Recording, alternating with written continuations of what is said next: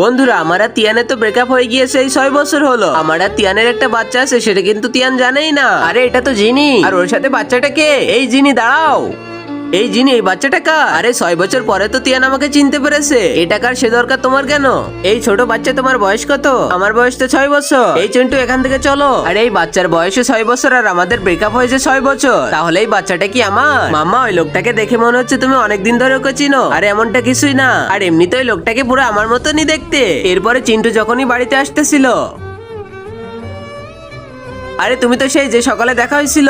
হ্যাঁ, ঠিকই চিনেছো। আমার আম্মু তো একা থাকে, আপনি আমার আম্মুকে বিয়ে কেন করে নিচ্ছেন না? আপনি তো দেখতে অনেক হ্যান্ডসাম। আমার মায়ের জন্য আপনি একেবারে পারফেক্ট। আমার আম্মু আপনাকে অবশ্যই পছন্দ করবে। আপনি একটা কাজ করেন, আমার সাথে আমার বাড়িতে চলেন। ঠিক আছে, চলো। বন্ধুরা, এরপরে তো চিন্টু তিয়ানকে বাড়িতে নিয়ে আসে। আরে চিন্টু, তুমি এত দেরি কেন করেছো? এখন তাড়াতাড়ি এসো, বাড়ির ভিতরে এসো। জিনি, আরে তিয়ান আবার আমার কাছে চলে এসেছে। তারপরে যা হলো, আর আগে মহান আল্লাহকে তুমি ভালোবাসলে লাইক এন্ড সাবস্ক্রাইব করে দাও, আর পার্ট 2 দেখতে চাইলে অবশ্যই কমেন্টে পার্ট 2 লিখো।